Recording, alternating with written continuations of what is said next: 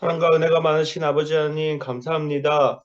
우리 민족 가운데 분단의 아픔이 있습니다만 지금도 우리가 우리 북한을 위하여 기도하고 하나가 되기 위하여 이렇게 모여서 아버지 하나님 농업을 통한 북한 선교를 위하여서 우리가 이야기 나누고 또 말씀 나누고 배울 수 있는 시간 갖게 하여 주심에 감사합니다. 하나님 아버지께서 우리 남한과 북한을 사랑하시고 우리 가운데 주님의 복음으로 통일되게 하실 줄 믿사오며 아버지 하나님께서 언제나 우리 가운데 역사하고 계심을 저희가 또한 믿사오니 이 시간 동안 아버지 하나님께서 함께하여 주시옵소서. 사랑과 아멘. 은혜가 많으신 아버지 하나님께 감사드리며 예수 그리스도 이름으로 기도드립니다. 아멘. 아멘. 농업을 통한 북한 선교라고 하는 주제로 우리 워싱턴 북한 선교회가 저에게 4번의 강의를 주셨습니다. 그래서 지금 이제 4차례에 걸쳐서 이 강의를 할 텐데 조금 4파트로 나눠봤습니다. 4파트로 나눠봐서 오늘은 총체적 선교로서 비즈니스 선교, 좀 총론적인 얘기가 되겠습니다만 BAM이라고 그러죠. 그에 대해서 좀 말씀을 드리고 제가 다음 주는 이렇게 외국인 분들이 북한 선교 관심 가지신 단체들이 오셔서 제가 그분들을 토요일 날 하루 종일 아침부터 모시고 다녀야 됩니다. 그래서 13일에 그 일정이 오래전에 결정이 된 거가 돼서 다음 주는 제가 강의를 못 하고요. 그래서 제가 10월 20일에 이어서 농업 선교의 현황 2주 후가 되겠습니다. 그리고 10월 마지막 주에는 북한 농업의 현황과 과제, 그리고 마지막 강의로서 11월 3일에 제가 DMZ에서 농장을 하면서 농업 선교를 하고 있는 사례에 대한 구체적인 내용을 좀 말씀드리도록 하겠습니다. 먼저 이제 제 소개를 조금 드리고 말씀을 나누고자 합니다. 작년에 우리 워싱턴 북한 선교 대회를 하고 해서 또 제가 방문을 했었고, 올해 초에는 또 워싱턴 팀들이 또 DMZ에 오셔서 시간을 오래 같이 가졌습니다. 그래서 저를 알고 계신 분들도 많겠습니다만 또 제가 처음 뵙는 분들도 계셔서 저는 지금 교회로는 중앙선결교회, 기성교단이죠. 기독교 대한선결교회 이제 모교회라고 하는 중앙선결교회에서 올해로 이제 18년째 주로 선교 목사로서 쭉 해왔고요. 지금은 협동 목사입니다. 엔사랑 선교회 우리 배은수 목사님이 소개를 해주셨는데 노스 러빙 미션이라고 해서 주로 이제 DMZ 전문 선교 단체로서의 역할을 하고 있습니다. 제가 이제 기독경영연구원의 운영위원도 지금은 거의 활동을 안 하고 있습니다만 오랫동안 같이 해왔고요. 조금 그야말로 세상에서 좀 활동을 많이 하다가 늦게 이제 신학을 하고 또 저의 백그라운드를 잘 활용을 해서 앞으로 북한 선교에 좀 기여를 하려고 하는 생각을 가지고 있습니다. 필요한 일 있으시면 언제든지 연락 주시고요. 또 우리 선교사님들도 계시니까 저는 북한 선교뿐 아니라 열방 선교 전반적으로 다 많은 관심을 가지고 있습니다. 자, 요 정도로 제 소개를 마치고요. 먼저 이제 총체적 선교로서의 비즈니스 선교, BAM, 비즈니스 애즈 미션 얘기들을 많이 하고 있죠. 그래서 이제 여러분들 별로 이렇게 새로운 얘기가 아닌 것으로 알고 있습니다. 총체적 선교 이렇게 얘기를 하고 있는데 우리가 영혼력의 전인적 건강과 회복을 추구한다는 어떤 이런 이제를 가지고 있죠. 우리가 사람을 어떻게 볼 것이냐, 또 우리가 총체적이라는 게 뭐냐, 토탈 미션이다. 그래서 총체적, 우리는 다 부분적일 수밖에 없죠. 자기가 하고 있는 것, 또 자기의 경험, 또 우리가 부분적으로 알고 부분적으로 예언하되 온전한 것이 올 때는 우리가 온전히 보리라 해서 사실은 우리가 전체를 다 볼 수가 없습니다. 이 과거나 현재나 미래나 또 우리의 공간적으로도 우리가 지금 대한민국에 살고 있지만 지구촌의 모든 것을 우리가 다 지금 알고 있는 것도 아니고요. 그래서 어쨌든 전체를 지향하고 우리가 부분적으로 생각하고 부분적으로 활동을 합니다만 우리가 큰 그림을 좀 저는 이제 이 경제 경영 분야를 쭉 공부도 하고 가르쳐 왔기 때문에 선교를 우리가 총체적으로 좀 봐야 된다는 생각을 가지고 있는데 인간을 크게 세 가지 부분으로 나눈다고 있지 않습니까? 영적 차원, 혼적 차원, 육적 차원이다. 그래서 이거를 뭐 인간 이분론을 얘기하시는 분도 있고 또 뭐 삼분설을 얘기하는 분들도 있고 한데 제가 그거에 대해서 뭐 여기서 얘기를 하려는 건 아니고 저는 삼분설에 근거해서 인간을 영적 차원, 혼적 차원, 육적 차원으로 전인적인 건강과 회복을 추구한다 하는 것이 저는 선교가 돼야 된다고 보는 거죠. 그럼 영적 차원이라는 건 뭐겠습니까? 우리가 예수 그리스도 안에서 마음으로 믿고 입으로 시인하여 신앙을 가지고 우리의 일상의 삶에서 예수님의 제자로서 말씀으로 사는 성숙한 신앙인이 이제 되는 거죠. 신앙을 가지는 것과 또 신앙 안에서 계속 자라가는 거는 조금 다릅니다. 그래서 우리가 구원은 받았지만 매일매일의 삶 속에서 이제 말씀으로 살아내야 되는 거죠. 그 다음에 혼적 차원은 우리가 보통 지정의를 얘기하지 않습니까? 인간이 가지는 생각이 있고 감정이 있고 의지가 있다 이거죠. 물론 이것도 이제 사람마다 조금씩 다르게 봅니다만 생각하는 것. 중요한 건 우리가 생각이잖아요. 생각이 바뀌어야 되고 생각이 새로워져야 되는데 과거에 이제 살았던 예수 믿기 전에 살았던 세계관과 누구나들의 가치관이 있죠. 그걸 성경적 세계관과 가치관을 가져야 되고 우리가 이제 북한 사람들을 앞으로 많이 대해야 될 텐데 북한 사람들이 타가소 시절부터 소위 위대하신 김일성 수령님을 위해서 살자는 주체 사상으로 이제 딱 몰입되어 있기 때문에 그걸 어떻게 빼느냐 하는 거. 그 사상이 참 강합니다. 강하죠. 우리 탈북을 하고 대한민국에 온 사람들 중에도 아직 주체사상적인 사고가 남아있는 사람들이 많이 있더라고요. 감정적으로는 우리가 이제 그 감정이 중요한데 어떻게든 이게 그 우울증이나 그 탈북민들도 이게 트라우마를 다 가지고 있지 않습니까? 그리고 우리가 지금 이 세상을 살면서 사람마다 다 지금 뭐 하여튼 이 감정적으로 우울하고 분노하고 분노 조절이 안 되고 막 이런 그 기본적으로 북한 사람들이 가지고 있는 기본 감정이 적개심이죠. 적개심.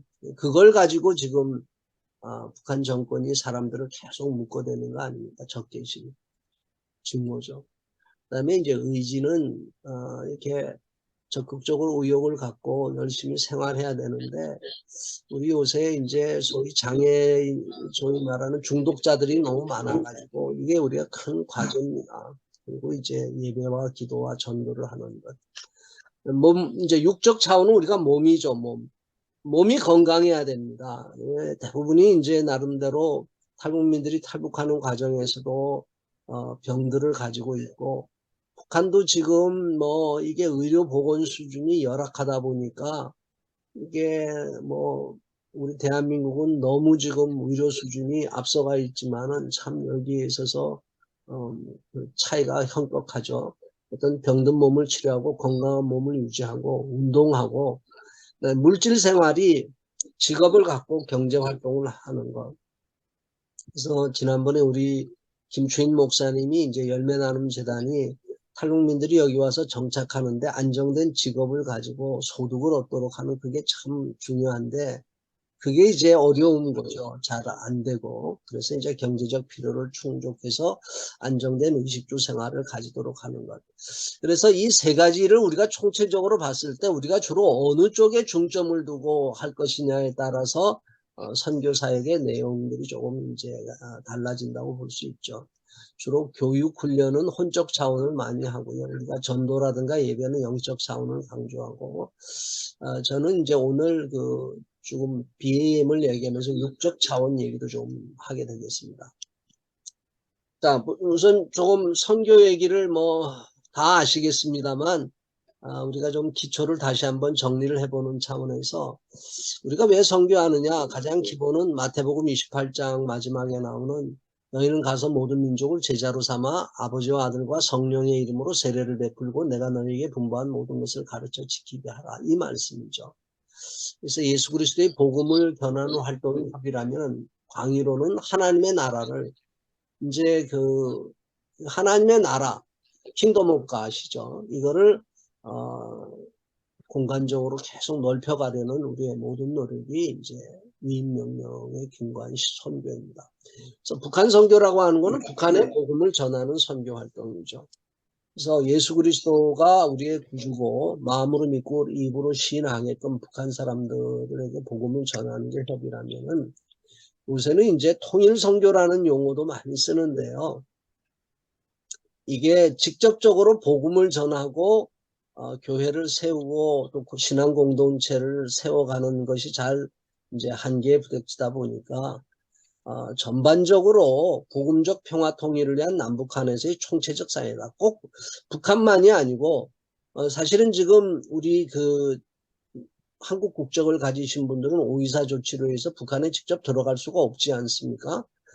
그런 것 때문에 이제 남한 한반도 전체를 보는 거고 복음적 평화 통일이라는 게 뭐냐 뭐 이것 가지고도 뭐 엄청나게 논쟁과 얘기가 많이 될 수 있습니다. 뭐 어쨌든 우리가 복음적 평화 통일을 추구를 하니까 총체적 사역이다. 그래서 요즘은 북한 통일 선교라고 해서 한반도의 하나님 나라를 확정하는 총체적 사역이다.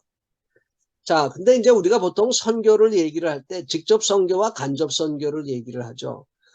직접 선교는 복음을 직접 전하여 신앙인 공동체를 세우는 사유로서 이제 소위 말하는 우리 선교에서의 교회 세우기, 처치 플랜팅이고 그를 위한 전도와 말씀으로 양육하는 겁니다.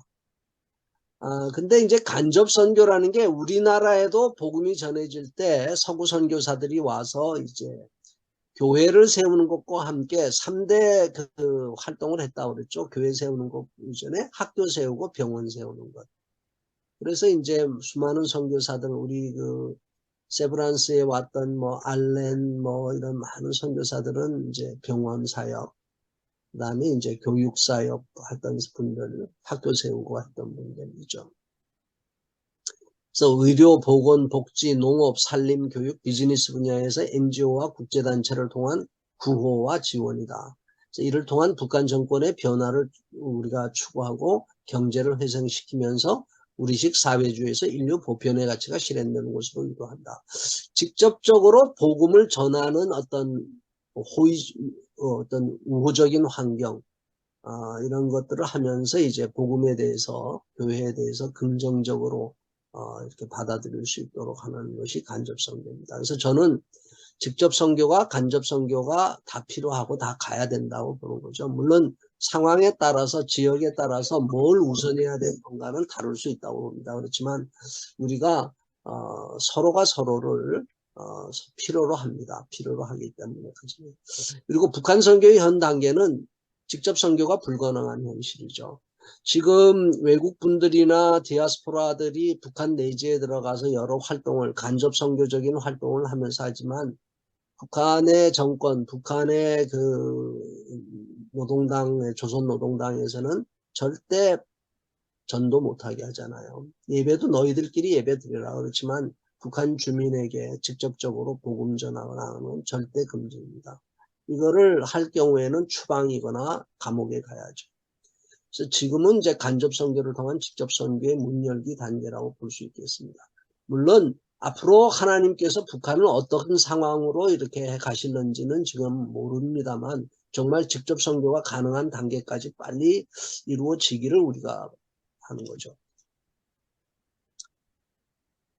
자, 비즈니스 선교 얘기를 이제 조금 얘기를 합니다. 그래서 이제 간접 선교이면서도 어떤 몸의 차원에 있어서의 어떤 하는 건데 전인적 총체적 구원으로서 빵과 함께 복음을 이 얘기를 우리는 뭐 많이 했죠. 빵과 함께 복음과 함께 영접자의 생활 수준을 향상해야 된다. 우리가 요한일서 3장 16, 17절에 누가 이 세상의 재물을 가지고 형제의 궁핍함을 보고도 도와줄 마음을 닫으면 하나님의 사랑이 어찌 그 속에 거하겠냐. 자녀들아 우리가 말과 혀로만 사랑하지 말고 행함과 진실함으로 하자. 야고보서 2장 15절 17절 말씀은 만일 형제나 자매가 헐벗고 일용할 양식이 없는데 너희 중에 누구든지 그에게 이르되 평안히 가라, 덥게 하라, 배부르게 하라 하며 그 몸에 쓸 것을 주지 아니하면 무슨 유익이 있으리요. 이와 같이 행함이 없는 믿음은 그 자체가 죽은 것이다. 우리가 보통 영적인 것을 굉장히 강조하시는 분들이 계신데, 저도 영적인 것 굉장히 추구하죠. 근데 그게 이분법적인 사고로 이렇게 자꾸 나눠지는 건 저는 바람직하지 않다고 봅니다. 우리가 영적인 것, 육적인 것, 우리가 육신적인 거다, 영적인 거다, 뭐 이렇게, 영과 육은 구분되죠. 하지만 육신과 바디는 다른 겁니다. 육체는 물질적인 몸이에요. 육신은 죄로 물든 인간의 어떤 생각과 감정과 의지가 육신적인 거라면, 육은 육체, 바디는 인간의 몸 그 자체죠. 그래서 영과 육은 구분되나 이게 분리가 안 되잖아요. 우리가 스피리추얼리티가 우리의 성령이 우리 안에 내주하시기 때문에, 그래서 영적 건강과 육적 건강이 연계되고 통전적인 같이 보는 사고가 필요하죠. 통전적이다 하는 것은 우리가 이제 이게 총체적, 통전적 이런 겁니다. 전인적. 네. 사랑하는 자여 내 영혼이 잘된 같이 내가 범사에 잘되고 강건하기를. 내가 범사에 잘되고 강건한다 이거는. 자, 지금 우리가 이제 앞으로 선교를 하는데 이거는 뭐 다 했지만 평신도 전문인 선교사들이 역할을 많이 하세요. 선교사가 꼭 목사 안수를 받아야 되느냐, 신학 교육을 받고 소위 말해 목회적 경험이 있어야 되느냐, 이거는 뭐 그런 경험이 있으신 분은 또 그런 대로 역할을 하시는 거고, 사업가로서, 전문가로서, 교수로서 하셨던 분들도 그분도 선교사죠. 저는 만인 제사자 정신, 저 자신이 목사입니다. 저는 성직주의를 별로 안 좋아합니다. 성직주의가 강해질수록 이게 오히려 더 성직자들이 부패할 가능성이 많거든요. 그래서 모든 크리스찬은 선교사가 될 수밖에 없다. 그래서 너희는 택하신 족속이요 왕 같은 제사장이요 거룩한 나라요 그의 소유가 된 백성이다. 그래서 모든 사람은 선교사죠. 목사도 자기가 역할이지, 자기 타이틀이지, 그게 영적으로 어떤 신분화돼서는 절대 안 되는 거죠.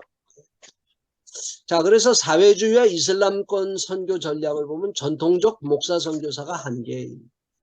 지금 뭐 잘 아시겠지만 지금 캄보디아에서도 우리 선교사님 계십니다만, 저도 캄보디아에 수차례 갔습니다만, 목사 타이틀 가지고 비자 받을 수 있습니까? 안 돼. 종교 비자라는 게 없잖아요, 근본적으로. 비즈니스 선교 필요성이 증가하죠. 비자 획득의 필요성과 교회 개척을 위한 재정이 충당이 돼야 되고, 또 그곳에서는 어쨌든 재정적인 필요가 있고, 복음을 받아들인 자들을 위한 일자리를 제공하고 고용 창출의 필요성이 있는 겁니다. 자, 이게 이제 이슬람권에서는 지금도 이슬람권이 이게 우리가 시리아라든가 아프간이라든가 이게 내전으로 해서 무너지면서 아주 이쪽에서 지금 복음이 폭넓게 지금 아주 폭발적으로 지금 전해지고 있는데, 과거에는 이런 이슬람권 나라에서 예수를 믿었다면은 가족에서 쫓겨나잖아요. 명예살인 대상이 되는데, 이 사람들 먹고 살아야 되는데 어떡합니까? 중동 쪽에서 선교하시는 분들이 어떻게 하든지 이 사람들의 일자리와 먹고 살 수 있게끔 뭔가 마련해 주는 거를 같이 할 수밖에 없는 거죠. 그리고 이제 현지에서의 기업 활동을 통해서 수익은 현지에 써야죠. 우리는 이 바람직한 선교라는 거는 현지인을 세우는 거 아닙니까? 현지인을 세우고 현지인에게 넘겨주는 것이 이제 바람직한 선교라고 보는 거죠. 내가 이 세대에서 부한자들을 명하여 마음을 높이지 말고 정함이 없는 재물에 소망을 두지 말고 오직 우리에게 모든 것을 후히 주사 누리게 하시는 하나님께 두며 선을 행하고 선한 사업을 많이 하고 나눠주기를 좋아하며 너그러운 자가 되게 하라. 자, 이것이 이제 어떤 비즈니스 선교의 어떤 성서적 근거라고 볼 수 있겠습니다. 자, 역사적으로 우리가 선교 역사나 교회사에서 이 비즈니스 선교를 우리가 교회를 세우고 했던 것들은 또 많이 있습니다. 역사를 보면 우리가 잘 아는 모라비안 선교의 바젤 선교죠. 여러분 잘 아시다시피 독일계 모라비안 교도의 경건주의와 19세기 스위스계 장로들의 신실한 신앙이 바탕이 되어서 이분들이 인도, 남아프리카, 북미, 중남지 등에서 기술자, 무역인으로 일하면서 교회를 세우는 현지 선교사 역할을 했죠. 그래서 이들이 비즈니스를 하면서 어떤 이익을 내려고 창출보다는 그곳에서 고용을 창출하고 그를 통해서 복음 전파를 우선하고 이렇게 살아가는 어떤 신실한 모라비안들, 의 기독교인이 모범적 영향을 끼쳤죠. 여러분이 잘 아는 그 독일 경건주의와 진젠도르프 백작이 했던 모라비안 선교회의 소위 역사적 그 선교 활동은 아주 지금도 그 중요한 어떤 그 비즈니스 선교의 사례가 되고 있죠. 동인도 회사 사례도 보면 우리가 17세기 네덜란드 동인도 회사가 이제 윌리엄 캐리의 선교에 지대한 영향을 주었고, 근데 18세기, 19세기 영국의 동인도 회사는 인도 중국으로 진출하는 중심적인 기업 역할을 하였죠. 근데 이제 우리가 이게 소위 제국주의 선교다라고 하는 게 이제 이때부터 이제 이 사람들의 행태 때문인데 비즈니스 선교라고 보기는 어렵지만 적어도 일부의 경영자의 리더십이 기독교 정신을 추구하였다고 볼 수는 있죠. 전부가 다 그렇게 탐욕과 현지를 착취하려는 어떤 그런, 물론 이제 착취라는 표현이 적절한 표현인가에 대한 논란이 또 있을 수 있습니다만 어쨌든 그 사람들이 거기에 가서 기여도 했지만은 현지인들을 굉장히 힘들게 했던 점이 있죠. 현지민의 부정적 인식으로 인도가 전후 기독교로 넘어오는데 걸림돌 역할을 하게 했다. 왜 간디가 기독교를 거부했을까? 영국의 동인도 회사, 거기에서 했던 크리스찬들의 어떤 삶의 행태 때문에도 영향을 받은 거죠. 퀘이커 공동체 사례는 뭐 저희가 작년에 그 워싱턴대에 갔을 때도 방문을 했습니다만 펜실베이주의 농업 공동체 사례죠.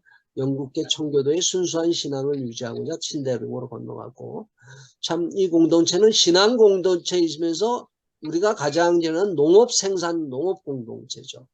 그래서 이 퀘이커 공동체는 우리가 농업 선교를 하시는 분들에게서 상당히 참 중요한 하나의 어떤 대상, 연구 대상이라고도 볼 수 있습니다. 독특한 공동체 모델을 가졌고요.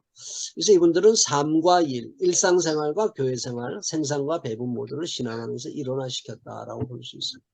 지금까지 그 맥이 이어지고 있는 거죠. 그러니까. 그래서 제국주의 시대 중국, 인도에 진출한 서구 기업들이 많이 있죠. 영국이나 프랑스, 독일 등은 어떻게 보면 선교지향적 성격은 약했다. 이윤 추구와 피진출국의 자원 수탈을 위한 세속적 비선교 기업이다 할 것이다. 그래서 당시 이제 선교사가 문호 개방의 천병으로 인식되어 19세기 중국의 의화단이 운동할 때는 반제국주의와 반기독교가 동일시되었다. 그래서 이제 중국의 그 소위 삼자교회라든가 이런 교회들이 또 가정교회를 한 것들이 대부분이 다들 이런 그 반제국주의적인 기독교가 어떤 그런 인식으로 좀 보고 있는 거죠.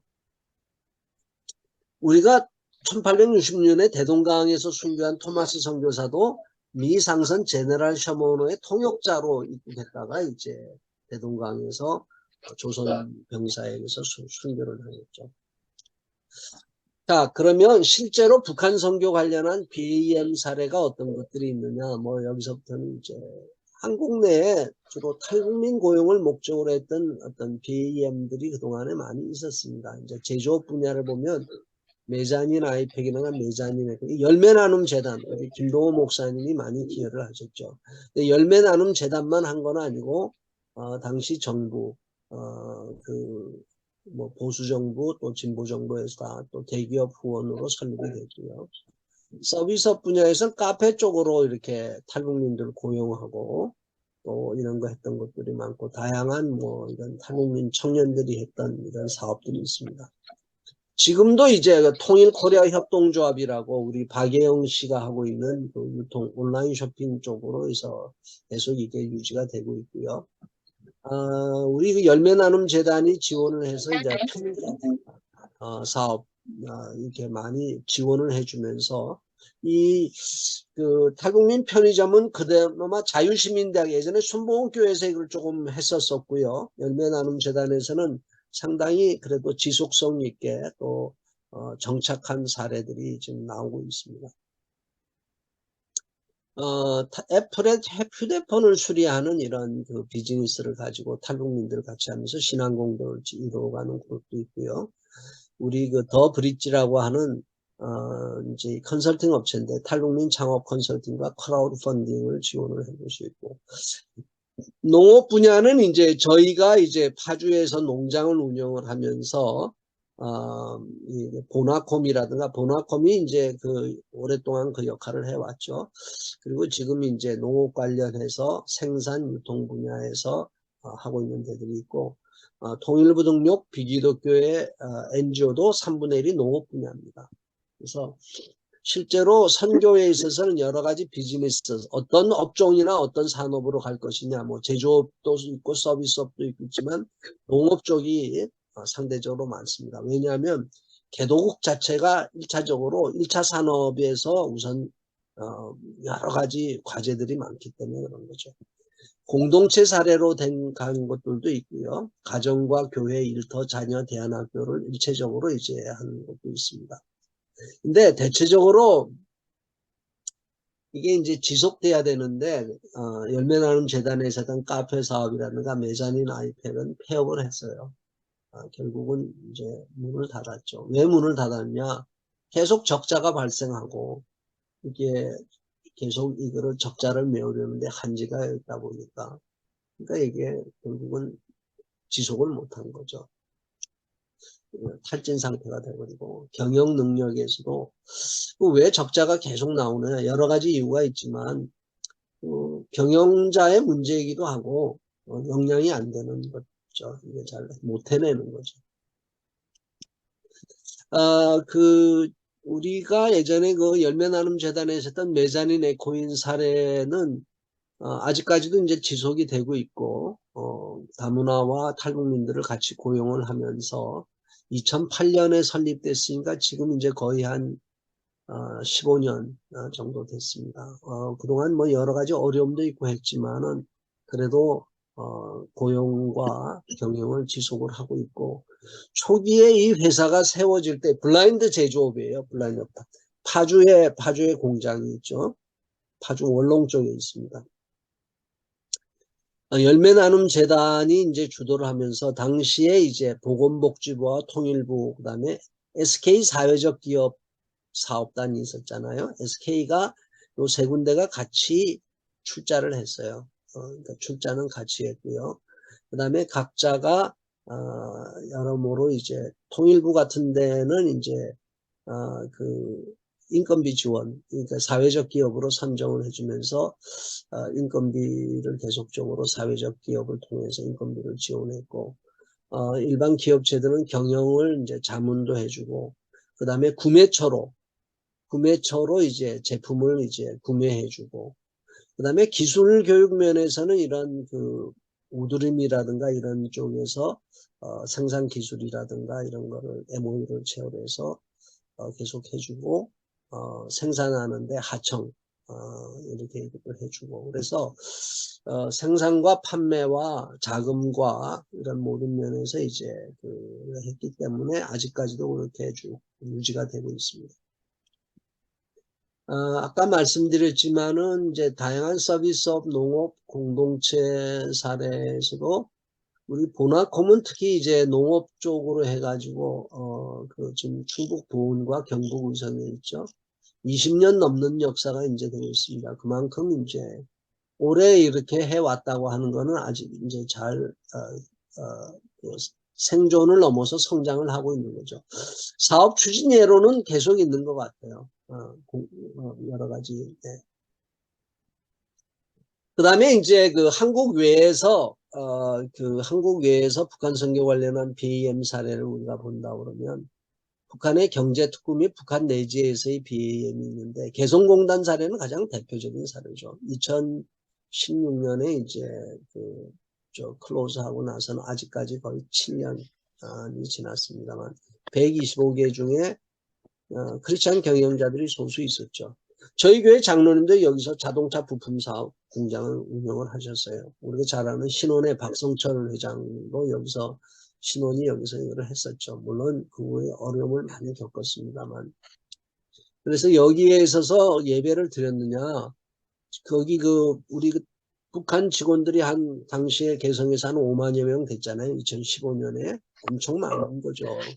하지만 북한 직원들한테 예배나 이건 절대 안 되고 한국인 직원, 그래서 신혼 같은 경우는 예배실이 있었죠. 예배실에서 이제 한국인 직원만 예배 가능했었고, 그 외에도 해외 디아스포라 사업가들이 대북 사업들을 많이 했었죠.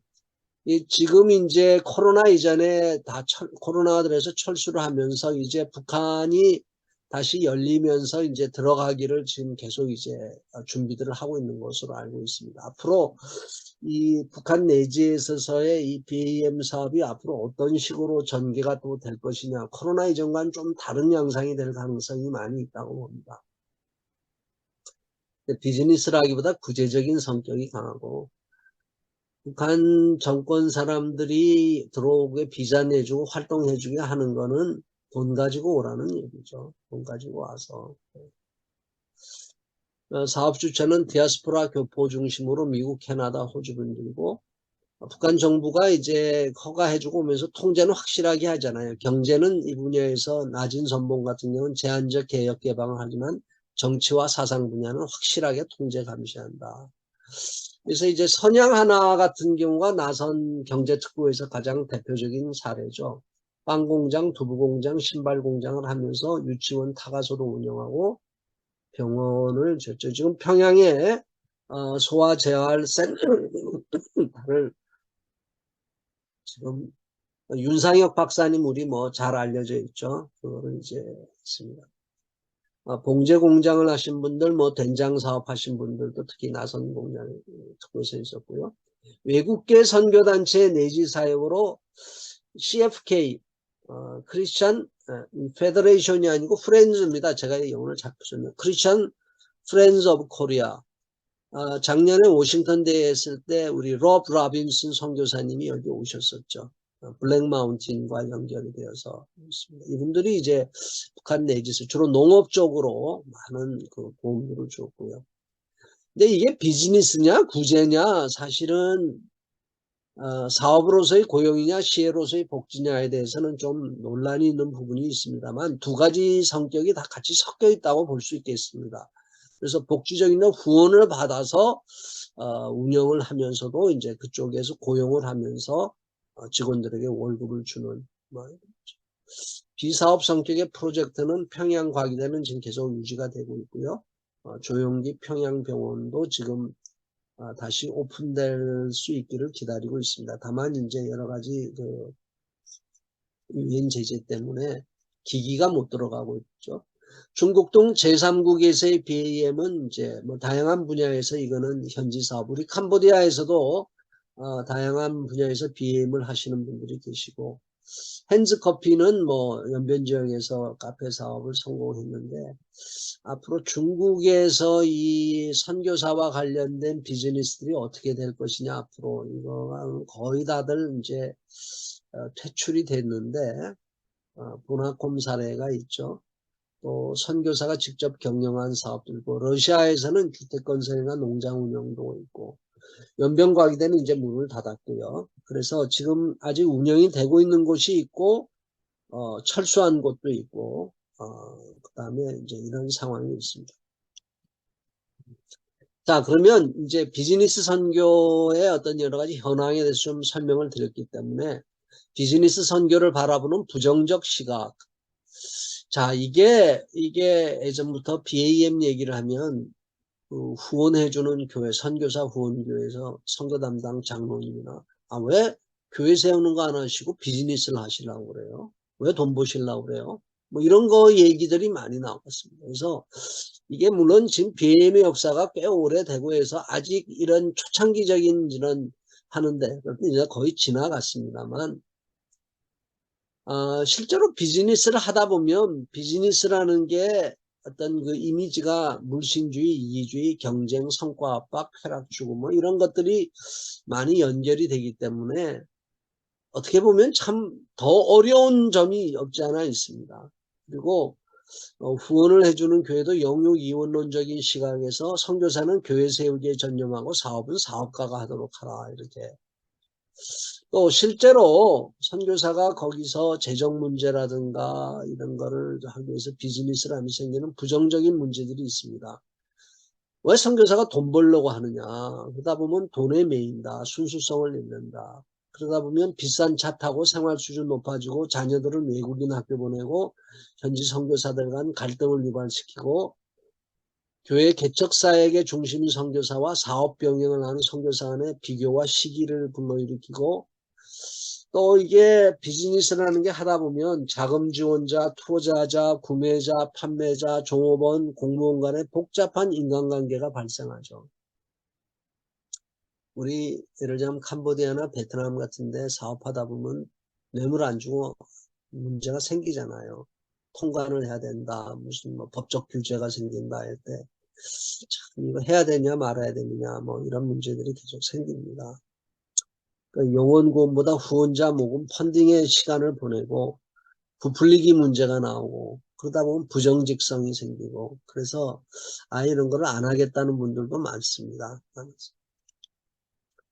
그리고 이제 실패 사례가 증가하고 있습니다. 비즈니스 선교에. 선교를 목적으로 설립되었는데 실패한다. 실패라는 게 뭘까요? 사업에서 실패는 계속 굴러가지 못하는 거죠. 돈을 못 주는 겁니다. 물건을 만들어도 팔리질 않는 거예요. 그러니까 이게 자금 순환이 안 되는 거죠. 그게 결국 부도 아닙니까? 자영업 수준이 대부분이며 실패 사례가 많고 생존 수준을 벗어나 중소기업으로 지속 성장하는 경우는 많지 않다. 일부 성장하는 경우도 지속 가능한 성공 사례인지 여부는 아직 확증하기 어렵고 또 한국인이 주도하는 비즈니스 선교에 대해서는 아직 체계적인 연구나 교육 훈련은 좀 부족합니다. 결국은 비즈니스라는 것과 선교라는 비선교라는 건 두 가지를 결합을 해야 되는 거거든요. 비즈니스. 저는 경영학 교수로도 제가 조금 가르치고 했습니다만 제가 이제 지금은 저는 선교사의 정체성을 가지고 있는데 경영학 교수가 비즈니스를 하면 95%는 망한다고 그럽니다. 왜냐하면 이게 이제 교수로서의 역량과 선교사로서의 역량이 좀 달라요. 그래서 한 가지를 잘한다고 해서 다른 것도 잘할 수가 없거든요. 그래서 교회를 세우고 교회에서만 쭉 자라오신 목회자라든가 이런 분들이 사업하라면 못해요. 그거는 선교 어떤 훈련이나 교육의 문제를 안 받아서가 아니라 저는 목회자의 DNA와 사업가의 DNA가 좀 다르다고 봅니다. 뇌 구조가 좀 달라요. 그래서 그 지나가는 사람을 딱 보면은 비즈니스 하는 사람은 무슨 사업을 하면 돈 벌겠다가 생각이 되는데 선교사는 뭡니까? 지나가는 사람을 보면 저 사람 어떻게 구원할까? 이게 사람을 딱 처음 보는 그게 다르잖아요.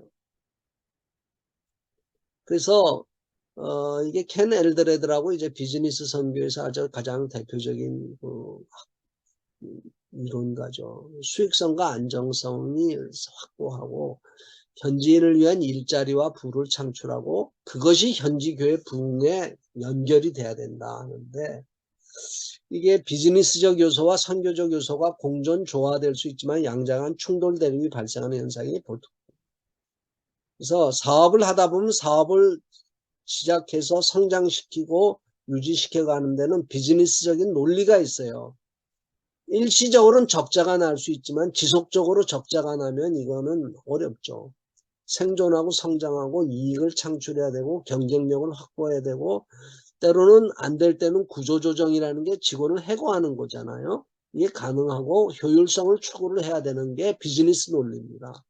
이거 잘해야 돼요. 비즈니스적으로 창업하고 유지하고 성장시켜고 잘 하려면. 근데 미션적인 선교적인 논리는 사업의 성공보다는 복음 전파하고 예배 및 말씀 공동체를 지향하고 전도하고 공동체성을 강조하고 약자를 보호하고 공의와 배려를 중시하는데 공동체성과 약자를 보호하는데 어떻게 직원을 잘라요? 못 자르죠. 같이 가야죠. 그러니까 이게 여기서 충돌이 일어나는 거예요. 그래서 비즈너리라고 하는 우리 예전에 신갈렙 선교사님이 이제 비즈너리라는 용어를 하면서 이게 참 중요하다. 그래서 선교사가 BM을 잘 할 수 있는가? 근데 대부분의 선교사가 사업 감각과 능력이 조금 저도 그렇습니다만은 이게 참 쉽지가 않아요.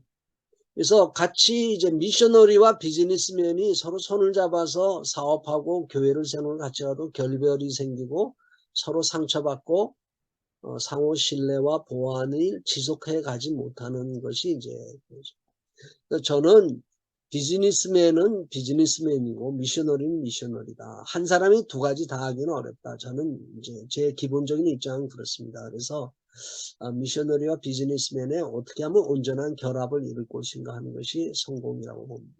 관건이라고 봅니다. 어느 배머가 얘기한 제가 얼마 전에 얘기했더니 비즈니스 선교는 100% 실패한다고 얘기해요. 이분은 아주 그냥 어떻게 보면 좀 독설같이 얘기를 하셔서 논쟁이 많이 되는데 일반적인 사업의 성공 가능성도 3% 정도는 돈을 좀 번다고 그러죠.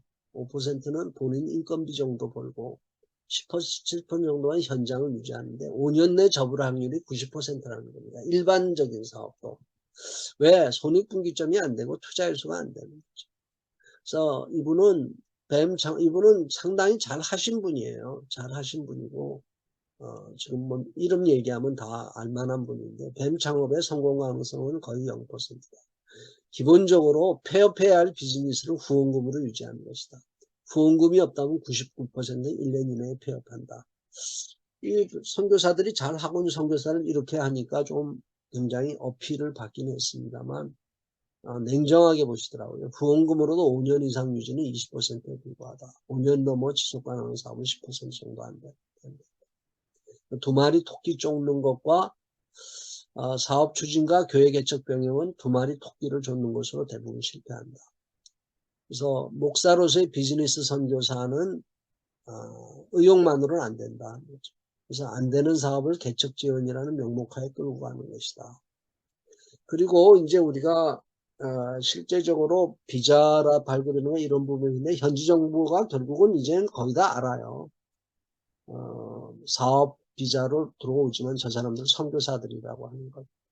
결국은 지금 이제 중국에서는 거의 다 쫓겨났잖아요. 자, 이걸 하다 보면 복음이 먼저인가 빵이 먼저인가는 논쟁이 계속 생깁니다. 그래서 저도 북한 선교를 이걸 계속하면서 전략을 어떻게 해야 될 것이냐. 근데 저는 북한 선교에는 총체적 선교가 필요하다고 봐요. 지금 우리의 수준은 다 간접 선교인데 왜 총체적 선교냐? 북한 주민의 열악한 생활 수준이죠. 굶주림과 아사자가 있는데 또 북한 사람들의 기독교에 대한 뿌리 깊은 반감이 있어요. 물론 이거는 이제 북한 정권이 계속 이렇게 쇠뇌를 시켰고 한 거지만은 또 그루터기 신앙자들은 다르죠. 다르지만은 이게 뿌리판이고 선교사들은 미지의 앞잡이다. 그래서 처음부터 들어가서 직접적인 선교를 하는 데는 굉장히 이제 물론 이것도 이제 경우에 따라 다를 수가 있겠습니다만. 그래서 빵 공장이 먼저냐, 교회 개척이 먼저냐. 저도 지금 우리 기성경단에서 북한교회 개척, 북한교회 재건 그거를 하고 있는데, 제가 북한 입국을 좀 기다리고 있는데, 언제 들어갈 수 있는데, 제가 목사 타이틀로 들어갈 수 있을까요? 그 사람들이 비자 내줄까요? 물론, 북한에 앞으로 어떤 총체적인 변화가 생기면, 저는 별로 제가 보기엔 적어도 현실성이 없다고 봅니다. 사업가나 NGO 활동가 또 여태까지 북한이 크리스찬임을 알면서도 받아들인 이유는 그 사람들은 돈이에요. 돈 가지고 오라는 거죠. 우리가 사업과 사역이라는 용어를 이제 같이 이제 비즈니스 선교를 하다 보면 같이 혼용해서 쓰게 되는데 하나님 나라 확장을 위해서 하는 거고 결국은 사람과 재정이 필요한 거죠. 혼자서 할 수 없잖아요. 공동체로서 힘을 모아야죠. 근데 이제 이게 사업이냐 사역이냐 하는 거는 분리하는 좀 구분하는 명확한 이게 있어야 됩니다. 그래서 사업은 영리죠. 사역은 비영리고. 예를 들자면 무슨 저희가 농장에서 오시는 분들한테 블루베리 이거를 드린다 하는 것은 이것은 돈을 내고 구입하는 겁니다. 가격을 지불하는 겁니다. 그렇지만 봉사자들이나 오시는 분한테 그냥 드리는 경우가 있어요. 이거는 감사함으로 우리가 후원자들에게 섬김과 나눔, 돌봄, 봉사로 거래 개념 추구하지 않고 그냥 드리는 겁니다. 그래서 사업적으로 해야 될 때가 있고 사역적으로 해야 될 때가 있어요. 사업을 하다 보면은 기본적으로 생산, 유통, 판매, 투자, 자산에 대한 어떤 생각을 해야 되지만 사역은 궁극적으로는 예배, 기도, 구제, 교육, 훈련 쪽으로 가야 되잖아요. 사업은 매출에 따라서 소득이 생겨야 되고요. 매출이고 지속적으로 적자가 나면 1년이나 2년은 적자가 날 수 있지만 지속적으로 적자 나면은 감당을 못 합니다. 메꿔야 되잖아요. 결국은 헌금이나 후원금으로 이제 살는데 메꾸는 식으로 가는 거죠. 비용도 저희는 블루베리 사업을 농장을 하고 콩을 하면서 외부 사람들을 와서 일을 해달라면 인건비를 줘야 됩니다. 지금 한국 농업이 어려운 이유가 외국인을 주고 하루 일당 15만 원을 줘도 사람은 못 구하잖아요. 어쨌든 그래도 인건비를 줘야 되죠. 장소를 쳤으면 임대료를 지불하고 재료비를 지불을 해야죠. 근데 저희가 매주 화요일마다 농장에 가서 우리 목사님들, 선교사님들을 같이 이제 일을 하는데 이거는 무보수예요. 그냥 가서 하루 놀다 오는 식으로 해서 일하고 오는, 이건 사역이라고 보는 거죠. 북한 선교에서도 선양 하나가 만든 신발 공장은 팔았습니다. 물론 이거를 남는 거를 일부 타가소나 유치원에 준 경우도 있어요. 이건 사역적이죠. 그렇지만 평양의과대학의 장애인병원을 하는 건 이거는 제가 보기에는 사역적인 성격이 강해요. 거의 이거를 대가를 안 받고 하는 성격이 강하죠. 물론 이게 북한 정권하고 또 나름대로 기브앤테이크가 있을 수 있지만, 그렇지만 최근에 와서는 이제 BM에서 사업과 사역의 수렴화 현상이 생긴다. 사업의 사역화와 사역의 사업화. 이게 구분은 되지만 서로 이제 막 같이 이제 되는 성격이 강하죠. 자, 제가 이 보이마루 사례는 BAM 선교 사례에 있어서 가장 많이 드는 사례 중에 하나인데, 아시는 분은 아실 거예요. 지금 윈난성의 쿤밍에 가서 이 유재철 선교사님이 이제 지금 IBA라고 한국에서 인터내셔널 비즈니스 BAM 얼라이언스죠. 성공 모델로서 쭉 해왔고, 이분은 전통적 목회자이셨어요. 이분은 일반 교회에서 부목사로 좀 사역하다가 어느 날 이제 선교사로 소명을 받고 나갔는데, 이분이 쿤민 지역으로 가고 윈난성 지역에 처음에 묘족의 그 소수민족 보이차 하는 곳을 가서 이분들을 만나서 복음을 전하고 하다 보니까 이분들의 보이차 재배하는 거를 좀 도와드릴 수밖에 없었다고 그러죠. 이게 처음 시작입니다. 보이차 재배하는 걸 도와주다 보니까 생산 품질을 높이고 이거를 좀 판매를 늘리고 이분들의 소득으로 좀 돌아갈 수 있도록 이렇게 여러 가지를 하다 보니까 보이차 비즈니스가 된 거예요. 그래서 이제 거기서 묘족들의 그 보이차 재배와 또 보이차를 가지고 가공하는 것, 그리고 그거를 이제 구매해서 유통센터에서 이제 판매하고 마케팅하는 것. 그래서 보이마루라는 브랜드를 만들고 수출도 많이 했죠. 저도 한국에서 이거 좀 사서 선물도 주고 했는데 매장을 운영을 했어요. 그래서 2017년도부터 중국에서 이제 선교사들 추방이 이제 본격화가 될 때 우리 유재철 선교사님은 잘 버티시더라고요. 그리고 얘기를 들으니까 그 쿤밍의 매장에 중국 공안에서 와서 분명히 아는 거예요. 저 친구 선교사라는 걸 아는데 매장을 운영을 하고 있고 거기에 한족 직원까지 2명인가 3명을 월급을 주고 매장 직원으로 하고 있고, 그리고 세금 내고 있고 그리고 매장을 운영하고 회계장도 다 있고, 그러니까 이거는 분명한 사업이거든요. 사업. 그리고 자기네가 고용하고 있고. 그래서 우리 유재철 선교사는 참 제가 비자갱신이 되더라고요. 비자갱신이 되고 잘 버텼는데 싶더니 결국 작년에 결국 나오셨어요. 예, 아닙니다.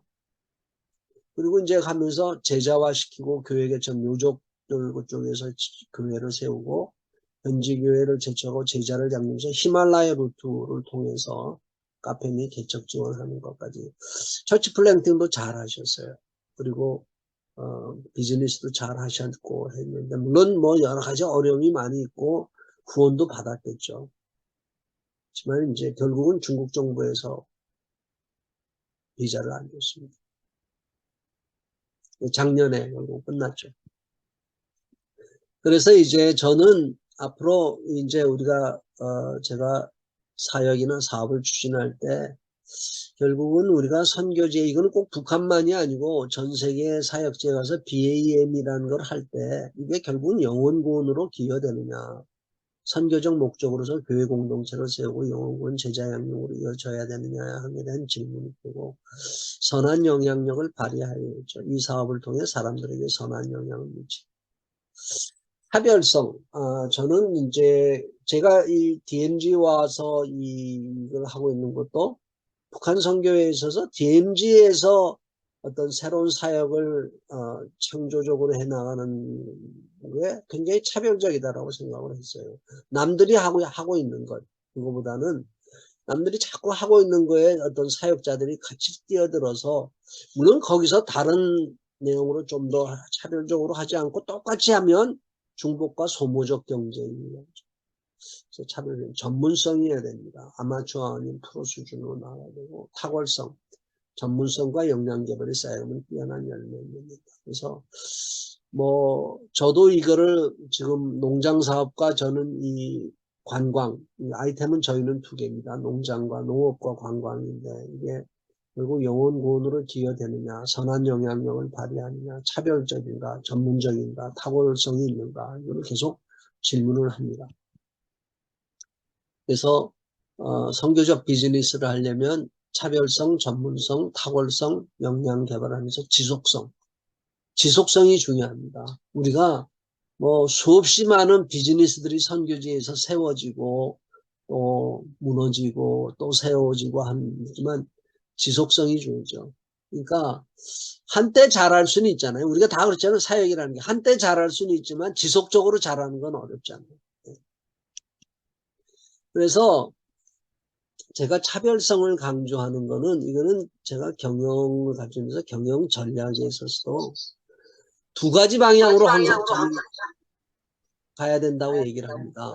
당신의 사업은 차별화 쪽이세요? 저비용 쪽이세요? 그래서 이 당신이 제공하는 이게 하울링이 좀 크네요. 예, 이춘남 목사님 좀 꺼주세요. 네네, 이제 괜찮은 것 같습니다. 네, 그래서 당신이 제공하는 상품이나 서비스의 가치가 어떻습니까? 이거는 가치가 높으면은요, 차별화는 가치 쪽으로 가는 거예요. 우리가 저비용 쪽은 뭐죠? 우리 개도국에서 전부 다 하는 사업들이 전부 다 로우 코스트로 가잖아요. 인건비라든가 재료비 싼 거 이용. 이춘남 목사님, 뮤트 좀 시켜주세요. 이춘남 목사님. 네. 그래서 이 가치를 높이고 비용을 낮추면은 가격 결정 폭이 이제 확대가 되는 거죠. 그래서 이거는 경영 전략에서 가장 나오는 키워드입니다. 키워드. 내가 제공하는 상품이나 서비스, 사실은 이거는 교회에는 딱 적용이 될지 모르겠습니다만, 우리가 제공하는 어떤 사역의 가치, 사역의 비용이 또 들잖아요. 그다음에 우리가 사업이라면은 가격을 받을 수 있으니까, 가격을 올라도 가치가 있으면 가격을 올릴 수 있는 거죠. 네. 비용이 적으면 가격을 내릴 수 있는 겁니다. 그래서 차별화로 할 거냐, 저비용으로 할 거냐. 자, 제가 좀 많은데 한 10분 정도만 조금 더 하고, 일단은 하겠습니다. 1시간.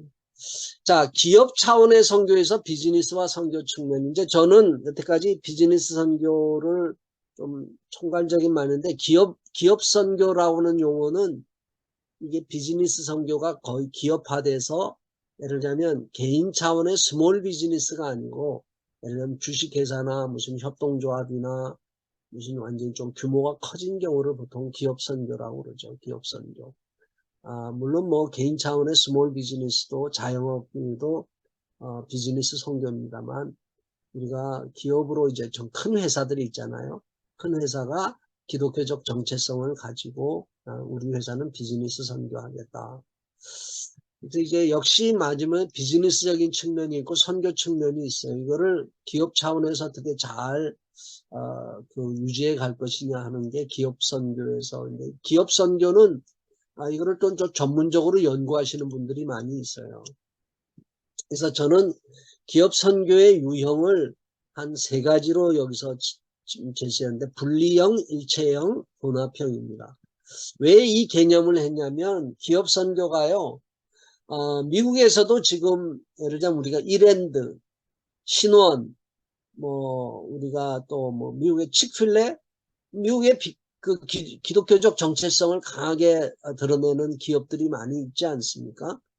근데 그분들, 그런 경우들의 실제적인 경영을 어떻게 하고 하느냐 하는 것을 보면은 얼만큼 미션적인 가치가 살아있느냐, 그러면서도 어떤 비즈니스적인 거를 잘 유지해 가느냐 하는 것을 보면 이게 만만치가 않기 때문에, 분리형은 기업과 선교를 완전히 분리시키는 겁니다. 비즈니스는 비즈니스고 선교는 선교다. 한 조직 내에서 둘 다 추구할 수 없다. 그리고 기업 경영은 비즈니스 논리에 충실해야 된다는 거죠. 이익을 내야 되고 생존과 성장을 추구하고, 물론 윤리 경영과 성경적 경영도 추구하지만 내부 경영에서는 다른 비선교 기업의 탁월한 경영, 벤치마킹을 하는 거죠. 꼭 기독교 기업이 아니더라도. 대외적으로는 기독교성을 표방 안 하는 경우가 많습니다. 이랜드가 초기에는 이렇게 기독교성을 표방을 했다가 지금은 노조 문제나 여러 가지에서 기독교성을, 우리는 기독교 업체다라고 표방 안 하잖아요. 그리고 최근에는 이제 내부에서의 예배나 기독교 활동도 없는 것으로 알고 있습니다. 직원 채용은 꼭 신앙 유무에 상관없이 비신앙인도 함께 채용하고 성장시키고. 근데 다만 이런 분리형의 회사들이 이제 어떻게 선교를 하느냐 하는 거는 기업 이익을 별도의 재단이나 후원법인을 통해서 주로 합니다. 그래서 선교사에 대한 기부나 현지교회에 헌금하는 방식으로 이루어져. 그러니까 이거를 일단은 조직을 분리를 시키는 거죠. 그래서 예를 들자면 이랜드는 이랜드 미션이 있잖아요. 그리고 이랜드의 회사가 있고, 이랜드 회사는 일반 기업 경영을 하고 거기서 나오는 이익이나 이거는 이랜드 미션이라는 별도 재단이나 후원법이고요. 예를 들자면 미국 기업에서도 이런 분리형적인 어떤 행태를 가진 기업체들이 꽤 있을 겁니다. 일체형은요, 어떻게 비즈니스와 비즈니스를, 기업을 분리시키냐. 비즈니스와 선교 형제를 일체화시키려고 합니다. 기업 내에서도 선교를 적극적으로 추구하고, 이런 데는 어떻게 풀 수밖에 없냐면 미션 논리가 우선적으로 지배를 해요.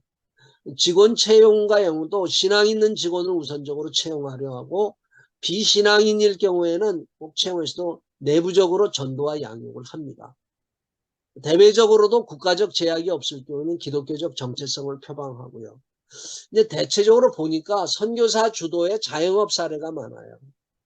그러니까 해외 한국 기업 경우는 사례가 거의 없고, 선교 지향성이 강하기 때문에, 물론 선교 지향성이 강하다고 해서 그 기업의 내부 경영이 정말 성경적으로 경영하는가 하면 좀 저는 별도로 봐야 할 거라고 보는데, 제가 이제 예전에 몽골이나 중국에서 선교사님이 현재 직접 운영하는 소규모 비즈니스, 식당이나 카페 등이 있더라고요. 그러니까 하루 일과 시작하기 전에 큐티 타임, 큐티 묵상 같이 하고, 그 다음에 외부는 전도하고, 기독교 정체성의 오너형 경영자. 여러분 혹시 그 한국교세라라고 하는 회사를 아시는지 모르겠는데, 이분은 장로 경영자인데 근무 시간 중에 예배 성경 공부하고 모든 직원을 크리스찬으로 채용하거나 전도하려고 적극 노력하고 있는 이런 일체형적인 사례가 있습니다. 큰 기업으로는 별로 없는데요. 아주 선교지 현장에 조그마한 스몰 비즈니스로 하시는 분들이 있습니다. 혼합형은 실제로는 한 조직이 비즈니스 논리와 미션 논리를 경우마다 다 추구를 해요. 그리고 나름대로 양자를 조화시켜 가려 하는데, 충돌이 발생을 해서 완전히 결별은 시키지 않으면서 두 가지를 그냥 표방을 합니다. 기독교적 정체성도 표방을 해요. 예를 들면 예전에 신혼이 주일은 쉽니다. 이런 거 했었죠. 아, 그렇지만 표방은 하는데, 또, 회사 예배도 드리거든요. 드리는데 완전히 일체형이라고 보기는 좀 어려워요. 사회적 가치를 중요하는 사회적 기업 같은 경우도 예를 들자면 고용이나 환경 등 사회적 가치를 굉장히 강조하면서 크리스찬리티를 적극적으로 드러내지는 않지만 또 나름대로 그런 어떤 혼합형적인 요소가 있죠. 또 기업 차원에서 이익도 기부를 합니다. 예를 들자면 저는 신혼이라든가 최근에 한국에서 아주 기여를 많이 하고 있는 우리 그 권사님이 아주 선교사들 후원을 많이 하시더라고요. 본죽 사례라든가 CDMC 회원업체 중에서 킹덤 비즈니스를 한다. 그렇지만은 나름대로 혼합형적인 걸 가져옵니다.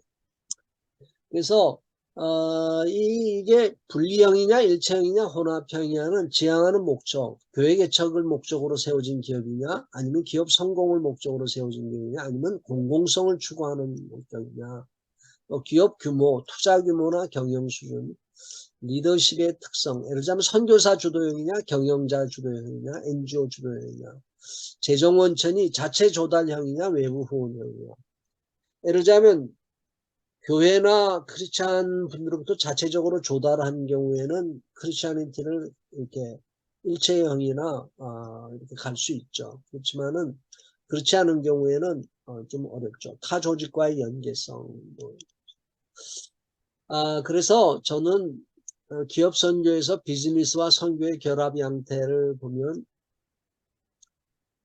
소위 비즈니스 측면에서 성공했느냐 실패했느냐. 비즈니스 측면에서의 성공이라는 건 뭘요? 저는 적자 보지 않으면서 계속 지속적으로 가고 고용과 소득 창출을 내가는 그런 게 저는 성공이라고 봅니다.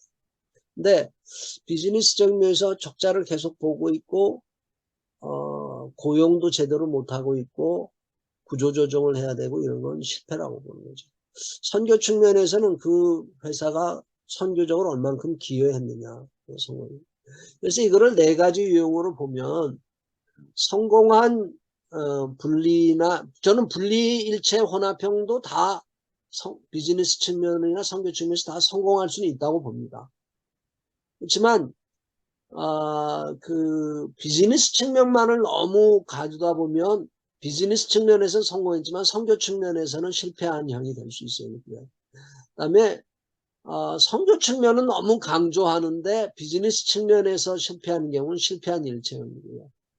그다음에 선교 측면이나 비즈니스 측면은 다 실패한 경우도 있을 수 있죠. 그래서 분리형은 기업은 교회가 아니고 일체형은 기업은 교회다. 비즈니스 우위형으로서의 혼합형은 비즈니스 논리가 선교 논리보다 강한 거고 선교형은 선교 논리가 비즈니스 논리보다 강한 거고 사회적 기업형은 공공성과 이런 요소가 더해져서 선교적과 거의 같이 가는 형이다라고 볼 수 있습니다. 그래서 실제 유형에는 아까 말씀드렸죠. 선교와 사업 모두에 성공한 후 사업에는 성공했지만 선교에는 실패한 경우, 선교에는 성공했지만 사업에는 실패한 경우, 모두 실패한 경우.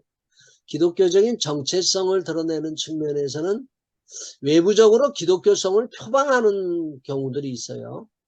그 다음에 내부적으로 기독 경영을 얼만큼 실천하느냐, 성경적 경영을 얼만큼 하느냐에 대해서 성공형, 내실형, 외식형, 실패형 이렇게 리더십 성격 측면에서도 목회적 역량으로서 아주 경영적 역량이 강하냐. 한 사람이 목회적 역량도 강하고 경영적 역량도 강한 경우는 많지는 않은 것 같아요. 근데 그런 분도 또 있더라고요. 아주 탁월형이 있습니다. 전문 경영자형이 있고 목사 선교사형이 있고 실패형이 있다. 자, 그래서 저는 리더십이 결국 중요한데 비즈니스 선교, 이제 기업 선교와 이런 걸 다 투표해서 리더십이 결국은 선교 마인드가 강하면서 비즈니스 경험도 있고 험난한 비즈니스를 헤쳐나갈 만큼 탁월하며 강인한가. 그래서 기업 경험이 없는 목사 선교사는 참 한계가 있고 또 교회 운영 경험이 없는 전문 경영인도 한계가 있죠. 그래서 저는 선교사 교육 훈련은 비즈니스 경험자를 교육시켜 선교사 역할을 하는 게 쉽고 사업 마인드가 부재한 목사님들은 저는 BAM은 자기가 주도하지 않는 게 좋다고 봅니다. 그리고 모든 사업은 하기 전에 투자 타당성 확보를 잘 해야 되고요. 초기 투자 결정 시 기업 지배구조 및 도대체 의사결정을 누가 하는 거냐 이런 걸 잘 해야 됩니다. 경영권이 누구에게 있느냐 관계자 간 의사결정 구조를 미리 잘 세팅을 해놔야 이해관계자들 간에 분쟁이 생기지 않습니다. 경쟁력과 지속 가능성을 제고를 해서 결국은 제품과 서비스 경쟁력을 향상시키고 또 현지국 정부와도 마찰을 일으키지 않고 손익분기점을 달성해야 된다. 현지화를 추구해줘. 현지인 지도자 육성과 현지인 리더십을 개발하고 현지 종업원의 역량 개발을 하고 가장 중요한 리스크 관리입니다. 모든 사업은 시작할 때 최악의 경우 어디까지 갈 수 있느냐를 항상 생각을 하죠. 그래서 사업 리스크에 대한 예방책과 발생 시 대책 마련이 필수고 사업은 실패할지라도 혹시 관련된 교회나 신앙공동의 유지는 부정적 영향은 최소화되도록 해야 됩니다. 그리고 현지 교회 및 선교사와 상호 도움을 주고받을 선교사와 교회를 선정하여 지속적 네트워크를 수립해야 됩니다. 이게 이제 지역마다는 다 다양한 것 같아요. 그래서 특정국이나 지역에서 성공한 모델이라고 타국가에서 지역에서 그대로 통하지 않는다. 그래서 어려운 것 같습니다. 그래서 저는 마지막으로 바람직한 방향 제안으로서 사업은 가능한 한 전문 경영인이 주도하는 게 바랍니다. 전문 경영. 그래서 비즈니스 성공을 주도하면서 주변의 선교사, 교회, 선교단체와 협력적 관계를 리드해 나갈 수 있는 리더십입니다. 목사님일 경우에는 경험과 역량이 없는 사람은 하지 않으시는 게 저는 좋다고 믿습니다. 저도 제가 경영학 교수로서는 가르쳐 봤지만 직접 사업을 제가 해본 경험이 없는데 지금 농장 사업을 하다 보니까 죽을 많이 쓰고 있습니다. 유형별 장단점이 다인지 있습니다. 나름대로의 분리형 일체형 혼합형이 나름대로 장단점이 있고 역할 분리가 저는 불가피하다고 봅니다. 사업 경영은 전문 경영자, 선교는 전문 선교사가 담당하는 바람직합니다. 한 사람이 비즈니스와 선교 두 가지를 다 하려는 것은 둘 다 실패할 가능성이 높다. 전문 경영자가 주도하는 기업은 분리형이 바람직하고 사업 경영 없는 선교사가 주도하는 혼합형 기업은 기업으로서는 성공 가능성이 낮을 것이다. 선교사가 주도하는 일체형 기업은 기업이라기보다는 신앙 공동체로 가는 것이 바람직하다. 비즈니스로서의 성공 요소를 잘 확보하고 이익 분기점을 달성하고 지속적 성장 기반을 마련해야 된다. 선교로서의 열매 지향은 내부적으로는 임직원 그룹의 신우회 형태 모임이 바람직하고 그것이 더 성장되어서 지속적인 예배 공동체를 만들어야 할 때는 기업과는 별도의 교회를 설립하는 것이 바람직하다. 베트남에 세워진 유진 크레베스라고 하는 양식기 제조업체가 있는데요.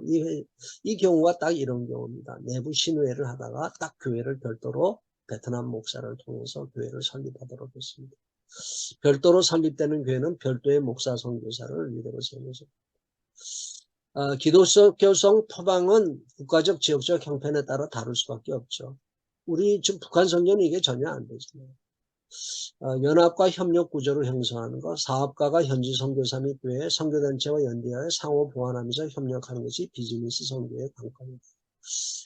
그래서 나름대로 이를 위한 교육 훈련 및 컨설팅 전문기관이 필요한데 현재로서는 우리 IBA라는 단체가 있어서 잘 하고 있습니다.